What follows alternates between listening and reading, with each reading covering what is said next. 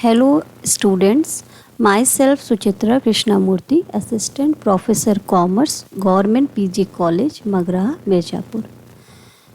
आज मैं आप सबको बीकॉम सेकेंड ईयर के सिलेबस के बारे में बताऊंगी। तो बीकॉम सेकेंड ईयर पार्ट 2 में आपके 6 पेपर हैं और सभी पेपर 100 मार्क्स के हैं। पहला पेपर है आपका कॉरपोरेट अकाउंटिंग, जो कि थ्योरी प्लस न्यूमेरिकल है। दूसरा पेपर है आपका मार्केटिंग का, जो कि प्योरली थ्योरी का है। तीसरा पेपर है आपका कॉस्ट अकाउंटिंग का, जिसमें न्यूमेरिकल प्लस थ्योरी दोनों है। चौथा पेपर है आपका कंपनी लॉ का, जो कि प्योरली थ्योरी का ही है। और पांचवा है ऑडिटिंग, जो कि आपका थ्योरी है। लास्ट पेपर 6th पेपर में आपको चॉइस है, चाहे आप business graphics and multimedia management choose करिए, जिसमें आपका 20 मार्क्स प्रैक्टिकल है और 80 मार्क्स का थ्योरी है। दूसरा आपका है बिजनेस कम्युनिकेशन, इसमें आपका 100 मार्क्स का है। और तीसरा आपका प्रिंसिपल्स ऑफ इंश्योरेंस, ये भी आपका 100 मार्क्स का है। तो कुल मिला के आपके 6 पेपर हैं। 6 पेपर में आपका 100 नंबर का है, टोटल 600। तो आपको आपके सब्जेक्ट्स मैं स्क्रीन पे सिलेबस के शो कर रही हूँ। नेक्स्ट आपको पर्टिकुलर पेपर के बारे में थोड़ा बताऊंगी। तो पहला पेपर है आपका कॉरपोरेट अकाउंटिंग। तो कॉरपोरेट अकाउंटिंग में जैसा आपके सब पेपर में है 4 यूनिट है, इसमें भी 4 यूनिट है। यूनिट 1 में आपका है issue for feature and re issue of shares. So corporate accounting means accounting of companies business starting, means कैसे कोई कंपनी स्टार्ट होती है। जैसे कोई भी कंपनी जब अपना बिजनेस शुरू करेगी तो वो शेयर इशू करेगी। तो फर्स्ट यूनिट में आपको उन्हीं से रिलेटेड टॉपिक, जैसे इशू ऑफ शेयर्स, कैसे कोई कंपनी शेयर इशू करती है, शेयर्स जिसको हिंदी में हम अंश कहते हैं। फिर उन शेयर्स के अलॉट कैसे करती है। फिर उन शेयर्स पे का फॉर फीचर, यानी अगर कोई शेयर होल्डर पैसा नहीं देता है, जब कंपनी डिमांड करती तो शेयर्स कंपनी उन शेयर्स को फॉरफीट कर लेती है, यानी जब्त कर लेती है। और फिर उन जब्त किए हुए शेयर्स को बाद में दोबारा री इशू भी कर सकती है। तो इन सारे प्रोसीजर्स, प्रैक्टिकल एस्पेक्ट्स आपको इसमें यूनिट 1 में मिलेगा। फिर प्रेफरेंस शेयर्स के बारे में आपको पढ़ना है। फिर issue and redemption of debentures, जैसे शेयर्स कंपनी 2 सोर्सेस से पैसा इकट्ठा करेगी, या तो डिबेंचर्स या आपको शेयर इशू करेगी। तो डिबेंचर्स के रिलेटेड आपके सारे प्रैक्टिकल एस्पेक्ट्स क्या हैं, अंडर राइटिंग ऑफ शेयर्स, तो ये सारा आपका यूनिट 1 में है। दूसरा यूनिट 2 में आ जाइए। यूनिट 2 में आपका है profits prior to incorporation, final accounts, valuation of goodwill and shares. So profit यानी कंपनी के लाभ जो बिफोर इनकॉर्पोरेशन है, बिफोर रजिस्ट्रेशन है, जो जब कंपनी हमारा इनकॉर्पोरेट नहीं हुई है तो उनसे उनके क्या प्रोसीजर्स है उसके बारे में जानना। फाइनल अकाउंट्स, अंतिम लेखे, उनको जानना। प्लस वैल्यूएशन ऑफ गुडविल, तो कंपनी की ख्याति कैसे ज्ञात की जाती है और अंशों की वैल्यू कैसे निकाली जाती है, आपका यूनिट 2 में। यूनिट 3 में आ जाइए। तो accounting for amalgamation of companies as per Indian accounting standard 14। So कैसे कोई कंपनी एमलगमेट होती है। एमलगमेट यानी मर्जर्स, एक्विजिशंस। तो कोई कंपनी दूसरे कंपनी के साथ कैसे फॉर्म होती है, कैसे उसका इंटरनल रिकंस्ट्रक्शन होता है, अंदर के जो चेंजेस होते हैं। जब एक कंपनी दूसरी कंपनी के साथ मिलकर काम करेगी तो जाहिर सी बात है उसके अंदर बहुत सारे चेंजेस आएंगे। फिर लिक्विडेशन ऑफ कंपनी, कैसे कंपनी लिक्विडेट करेगी, यानी अपने डेट्स को पे ऑफ करेगी, तो उसके भी स्टेप्स होते हैं, प्रोसीजर होता है। तो ये सारा आपको यूनिट 3 में है। यूनिट 4 में आ जाइए। तो consolidated balance sheet of holding companies with one subsidiary only। तो इन दिस केस देखिए, कंपनी के केस में एक होल्डिंग कंपनी होती, सब्सिडरी कंपनी होती, यानी होल्डिंग कंपनी वो कंपनी जो किसी दूसरी छोटी कंपनी पर अपना अधिकार रखती है, यानी उसके मोर देन 51% ऑफ शेयर्स वो अपने पास रखती है, उसके बोर्ड ऑफ डायरेक्टर्स को वो अपॉइंट करती है। तो मीन्स पूरा कंट्रोल होल्डिंग कंपनी के पास होता है सब्सिडरी कंपनी का। तो उसकी कैसे बैलेंस शीट बनेगी आपकी holding and subsidiary company, consolidated balance sheet. फिर एनालिसिस ऑफ फाइनेंशियल स्टेटमेंट, आप फाइनेंशियल स्टेटमेंट को कैसे एनालाइज करोगे, मीन्स आपके पास अगर कोई किसी कंपनी का वित्तीय विवरण है तो उसको आप सिर्फ देखोगे नहीं, उससे आप एनालिसिस करोगे, उसको आप विश्लेषण करोगे, तो उसकी टेक्निक क्या क्या है। फिर statement of changes in financial position on cash basis and working capital, financial position में जो चेंज आया पुराने साल से इस साल में, तो उसके बारे में कैसे आप जानोगे, ये पढ़ना। फिर familiarity with Indian accounting standard 3, तो इंडियन अकाउंटिंग स्टैंडर्ड इसलिए बनाया जाता है ताकि जो डिफरेंट अकाउंट्स हैं ऑफ डिफरेंट कंपनीज उसको आप कंपेयर कर सको। अगर कोई स्टैंडर्ड नहीं होगा तो हम कैसे किसी कंपनी के प्रॉफिट दूसरे कंपनी के प्रॉफिट से कंपेयर करेंगे। तो इसके लिए एक स्टैंडर्ड होना बहुत ही ज़रूरी है। तो ये था आपका कॉरपोरेट अकाउंटिंग पहला पेपर। दूसरा है आपका मार्केटिंग। सो मार्केटिंग विपणन जिसको हिंदी में कहते हैं, तो ये आपका प्योरली थ्योरी है। जैसा मैंने बताया इसमें भी 4 यूनिट है। फर्स्ट यूनिट की बात करें तो इंट्रोडक्शन है, मीन्स विपणन का आपको बेसिक जानना है, विपणन क्या होता है, उसका नेचर एंड स्कोप क्या है, यानी प्रकृति और क्षेत्र क्या है, क्या इम्पोर्टेंस है विपणन की बिजनेस फंक्शन में और इकोनॉमी में।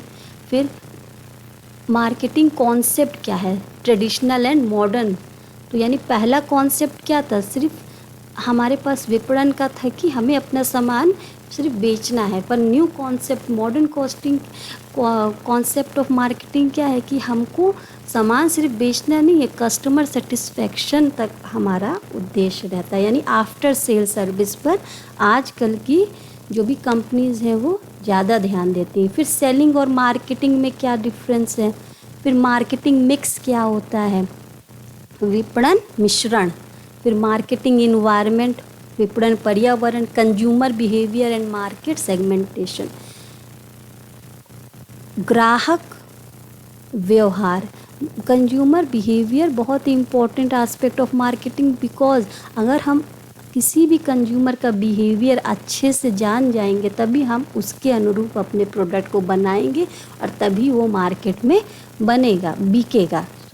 तो कंज्यूमर बिहेवियर को भी हमको स्टडी करना है। फिर मार्केट सेगमेंटेशन, कैसे कोई मार्केट को डिवाइड किया जाता है, चाहे वो प्रोडक्ट के बेसिस पे हो, कस्टमर के बेसिस पे हो या वहाँ की इन्वायरमेंट के बेसिस पर हो। तो ये सारा आपको पढ़ना है मार्केट सेगमेंटेशन में। फिर यूनिट 2 में आ जाइए, तो यूनिट 2 में आपको प्रोडक्ट के बारे में जानना, यानी प्रोडक्ट क्या होता है, कंज्यूमर एंड इंडस्ट्रियल गुड्स में क्या अंतर है, कैसे किसी प्रोडक्ट को बनाने के लिए प्लानिंग की जाती है, फिर उसका डेवलपमेंट, यानी प्रोडक्ट बनाना नहीं, उसका विकास करना है, डेवलप करना है। फिर प्रोडक्ट बनाने के बाद हमको उसको पैकेजिंग की ज़रूरत पड़ती है, पैकेजिंग रोल एंड फंक्शंस क्या होते हैं वो पढ़ने हैं। फिर पैकेजिंग के बाद अपने प्रोडक्ट को नाम देना पड़ता है, जिसे हम कहते हैं ब्रांड नेम। फिर ट्रेडमार्क, ताकि अदर्स उसको कॉपी ना कर सके, इसीलिए उसको एक ट्रेडमार्क दिया जाता है। फिर आफ्टर सेल सर्विस, यानी विपणन के बाद की सुविधाएं। अगर आपका प्रोडक्ट बिक गया है तो उसके बाद आप जो उसके लिए सर्विसेज रखते हैं उसके बारे में जानना। फिर प्रोडक्ट लाइफ साइकिल क्या होता है, किसी भी प्रोडक्ट का एक जीवन चक्र होता है, कभी वो स्टार्टिंग में बनता है, फिर ऊपर उठता है, फिर धीरे धीरे करके उसका लाइफ समाप्त होने लगती है। तो ये आपको प्रोडक्ट लाइफ साइकिल कॉन्सेप्ट में पढ़ना है। फिर प्राइस क्या होता है, प्राइस बहुत इम्पॉर्टेंट है, क्योंकि हम जो बना रहे हैं उसका प्राइस अगर बहुत ज़्यादा रहेगा तब भी लोग नहीं खरीदेंगे, बहुत कम रहेगा तो लोग सोचेंगे ऐसा तो नहीं है सब स्टैंडर्ड प्रोडक्ट है। तो किसी भी प्रोडक्ट का प्राइस रखना भी बहुत ही इम्पॉर्टेंट कॉन्सेप्ट है उसको बेचने में। फिर फैक्टर्स ऐसे कौन कौन से फैक्टर्स है जो प्राइस को इफ़ेक्ट डालेंगे, और डिस्काउंट एंड रिबेट्स। भाई जाहिर सी बात है, सभी चाहते हैं ऐसे प्रोडक्ट को खरीदें जिस पे ज़्यादा से ज़्यादा डिस्काउंट मिले, तो उसको कैसे आपको किसी भी प्रोडक्ट के प्राइस में कंसिडर करना है, तो ये सब भी ध्यान में देना पड़ता है। फिर इसके बाद थर्ड यूनिट में आ जाइए डिस्ट्रीब्यूशन चैनल के बारे में, यानी वो इंटरमीडियरीज जो आपके प्रोडक्ट को आपके फाइनल कंज्यूमर तक पहुंचाएंगे, जिसमें आपके फूड रिटेलर्स एंड होलसेलर्स यानी खुदरा व्यापारी यानी फुटकर, और एक जो होते हैं आपके वो जो कि थोक व्यापारी होलसेलर्स होते हैं। तो इनके बारे में जानना, उनके फंक्शंस क्या होते हैं, क्या इम्पोर्टेंस है। फिर गुड्स को एक जगह से दूसरे जगह पहुंचाने में ट्रांसपोर्टेशन का भी बहुत इम्पोर्टेंट हाथ होता है। फिर किस मोड से आप पहुंचाते हो उसको डिसाइड करना ट्रांसपोर्टेशन में आएगा। फिर वेयर हाउसिंग, आपका सामान तुरंत बिकेगा नहीं, आपको एक स्टोर हाउस की ज़रूरत पड़ेगी जहां आपका सामान सुरक्षित रहे। इन्वेंट्री कंट्रोल, यानी कितना इन्वेंट्री एक समय में रखा जाए कि ना ही उस इन्वेंट्री को रखने में ज़्यादा कॉस्ट इन्वॉल्व हो और ना ही ऐसा ना हो हम आउट ऑफ स्टॉक हो जाए, तो उसको डिसाइड करना इन्वेंट्री कितनी होनी चाहिए, ये बहुत इम्पॉर्टेंट है। और ऑर्डर प्रोसेसिंग। फिर लास्ट आ जाइए यूनिट 4 में प्रमोशन। तो प्रमोशन यानी प्रसार, हम कैसे अपने प्रोडक्ट का प्रमोशन करेंगे, कैसे उसके लोगों तक उसके बारे में पहुंचाएंगे। तो जाहिर सी बात है एडवर्टाइजिंग मीडिया का यूज़ करेंगे। कौन सा मीडिया कंपनी अपनाती है डिपेंड करता है उसके सारे फैक्टर्स जो उसके पास हैं। फिर कौन सा एडवर्टीज़मेंट ज़्यादा इफ़ेक्टिव है, पर्सनल सेलिंग ज़्यादा अच्छा है कि आपका और एडवर्टाइजमिंग मीडिया के थ्रू, चाहे वो टीवी ले लीजिए, रेडियो ले लीजिए, न्यूज़पेपर, मैगजीन, बहुत सारी मीडिया। फिर सेल्समैन, एक सक्सेसफुल सेल्समैन की क्या क्वालिटीज़ है और फंक्शंस क्या है। तो ये आपका था यूनिट 4 में मार्केटिंग। तीसरा आ जाए कॉस्ट अकाउंटिंग। कॉस्ट अकाउंटिंग लागत लेखांकन, ये भी आपका थ्योरी प्लस न्यूमेरिकल है। इसमें भी 4 यूनिट। यूनिट 1 में आपका है लागत लेखांकन क्या होता है, नेचर इन स्कोप क्या है उसकी।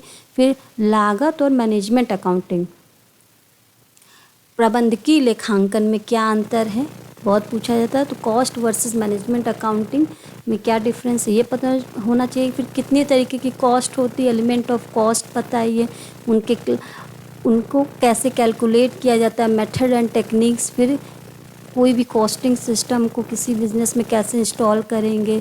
फिर कॉन्सेप्ट ऑफ कॉस्ट ऑडिट।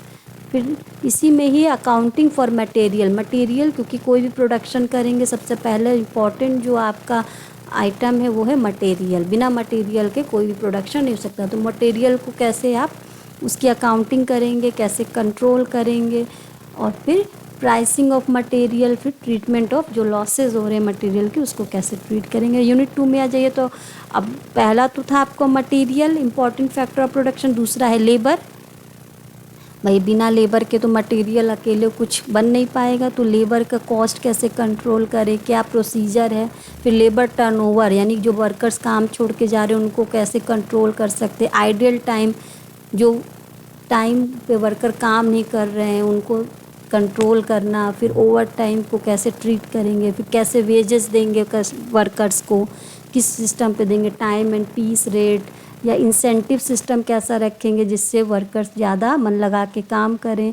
फिर ओवरहेड्स, देखिए लेबर ओवरहेड्स मींस इनडायरेक्ट, तो दो चीज़, मटेरियल लेबर आपका डायरेक्ट हो गया एक्सपेंसेस, ओवरहेड क्या है, ऑल दोज इनडायरेक्ट एक्सपेंसेस जो भी प्रोडक्शन में हमारे लगेंगे। तो वो कितने तरीके के होते हैं, ओवरहेड्स को का एब्जॉर्प्शन कैसे करते हैं, और कैसे हम under and over absorption of overheads का ट्रीटमेंट करते हैं। तो ये आपका यूनिट 2 था। यूनिट 3 में आ जाइए तो कॉस्ट असेसमेंट, कितने तरीके के कॉस्ट असरटेनमेंट्स होते हैं। जैसे यूनिट कॉस्टिंग हो गई, इकाई लागत, जॉब कॉस्टिंग हो गई, बैच कॉस्टिंग हो गई, और कॉन्ट्रैक्ट कॉस्टिंग। तो ये आपका सेपरेट एक चैप्टर है चारों।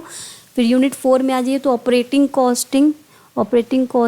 ऑपरेशन कॉस्ट जो होता है उसको कैलकुलेट करने के लिए ऑपरेटिंग कॉस्टिंग का मतलब यूज़ होता है। फिर इसमें नेक्स्ट है आपका प्रोसेस कॉस्टिंग। प्रोसेस जहाँ पे ऐसे प्रोडक्ट जो कि कई प्रोसेस के थ्रू गुजरते हैं तो उसमें हम प्रोसेस कॉस्टिंग का यूज़ करते हैं। फिर cost record integral and non integral system reconciliation and cost and financial statement. तो हमारा जो फाइनेंशियल स्टेटमेंट है वो अकाउंट से वो अलग बनेगा, कॉस्ट अकाउंट अलग, और लास्ट में हम क्या करते हैं अपने कॉस्ट एंड फाइनेंशियल अकाउंट्स को रिकंसाइल करते हैं, उनका मिलान करते हैं, ताकि हमको अगर कोई डिफरेंस हो तो हम अपने कॉस्ट अकाउंटिंग को करेक्ट कर सकते हैं या चेक कर सकते हैं। नेक्स्ट है आपका company law. Company law purely theory है, इसमें भी 4 यूनिट है। तो इसमें आपको पहला जैसे यूनिट है इंडियन कंपनीज एक्ट 2013 के बारे में पढ़ना है। फिर कंपनी क्या होती है, उसका नेचर क्या है, कितने तरीके की कंपनी होती है, कैसे किसी कंपनी का कन्वर्जन हम पब्लिक एंड प्राइवेट कंपनी में और प्राइवेट का पब्लिक कंपनी में कर सकते हैं, ये जानना। फिर कैसे कंपनी को बनाया जाता है, फॉर्मेशन, फिर प्रमोशन एंड इनकॉर्पोरेशन यानी समामेलन, कैसे किसी कंपनी को रजिस्टर्ड किया जाता है, उसे इनकॉर्पोरेशन ऑफ कंपनी कहते हैं। और जब हम कंपनी का रजिस्ट्रेशन करते हैं तो जो इम्पोर्टेंट डॉक्यूमेंट्स लगते हैं, जैसे मेमोरेंडम ऑफ एसोसिएशन हो गया, कंपनी का पार्षद सीमा नियम, फिर आर्टिकल्स ऑफ एसोसिएशन हो गया, कंपनी का अंतर नियम या प्रोस्पेक्टस प्रविरण। तो इन तीनों के बारे में आपको जानना है, अलग अलग चैप्टर्स हैं। यूनिट 2 में आ जाइए तो शेयर्स, अंश, शेयर क्या होता है, शेयर कैपिटल क्या होता है, कैसे मेंबर्स किसी कंपनी के बन सकते हैं, इशू कैसे होते हैं, शेयर अलॉट कैसे होते हैं, एक शेयर को दूसरे को ट्रांसफ़र कैसे करते हैं, फिर कैपिटल मैनेजमेंट किसी कंपनी का कैसे होता है वो पढ़ना। बोरोइंग पावर्स, मॉर्गेजेस यानी loan against security and charges, debentures. ठीक है, तो शेयर्स या डिबेंचर्स जैसे पैसा आता है कंपनी में उसके बारे में जानकारी लेना। यूनिट 3 में आ जाइए तो आपका है मैनेजमेंट। भाई कंपनी किसके थ्रू चलेगा, मैनेजमेंट के थ्रू। तो डायरेक्टर्स का क्या अपॉइंटमेंट कैसे होता है, मैनेजिंग डायरेक्टर्स कैसे अपॉइंट होते हैं, होल टाइम डायरेक्टर्स कैसे अपॉइंट होते, कौन उन्हें अपॉइंट कर सकता है, उनके फंक्शंस क्या हैं, उनकी ड्यूटीज़ क्या हैं। फिर कंपनी अपने काम कैसे करते हैं, कंपनी मीटिंग के थ्रू करेगी तो कितने तरीके की मीटिंग होती है। फिर कोरम यानी कितने लोगों की ज़रूरत है एक मीटिंग को बुलाने में। फिर मीटिंग में कैसे डिसीजन लिया जाएगा, वोटिंग के थ्रू लिया जाएगा। फिर जो भी छोटी छोटी डिसीजंस मीटिंग में लिया जाएगा उसे रेजोल्यूशंस कहते हैं। अरे जो भी छोटी छोटी डिसीजन है वो माइन्यूट्स होते हैं, मिनट्स होते हैं। और रेजोल्यूशंस यानी कि आपके जो भी प्रस्ताव पास हो रहे हैं उसको भी रिकॉर्डिंग किस में होती है, मिनट्स में होती है। फिर यूनिट 4 में आ जाइए तो majority power and minority rights. तो जो भी कंपनी में जिनके पास ज़्यादा शेयर है वो मेजॉरिटी है और जिनके पास कम है वो माइनॉरिटी है। तो कैसे माइनॉरिटी के राइट्स को हम प्रिवेंट करेंगे, ऐसा नहीं मेजॉरिटी आगे सब अपने सारे डिसीजंस ले रहे और माइनॉरिटी जिनके पास कम शेयर्स हैं उनका हनन हो रहा है, उनका मतलब उनका नुकसान हो रहा है। तो ऐसा नहीं होना चाहिए। तो और मिस मैनेजमेंट को कैसे रोके कंपनी, उसके बारे में जानकारी। और लास्ट में आपका वाइंडिंग अप, किसी कंपनी का समापन कैसे किया जाए, उसको प्रोसीजर क्या है, कितने तरीके का समापन होता है, ये जानना।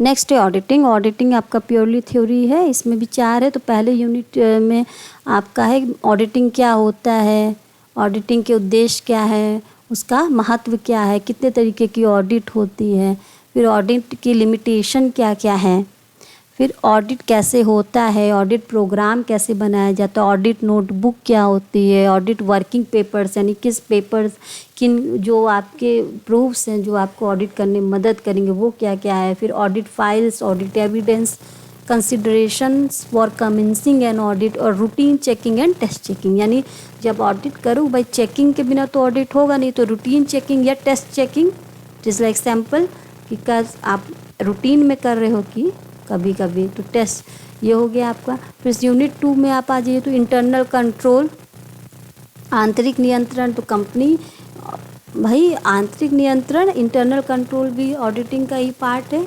तो इसमें आपको क्या होता है इंटरनल कंट्रोल, उसके उद्देश्य क्या है, ऑडिटर ड्यूटी क्या है इंटरनल कंट्रोल के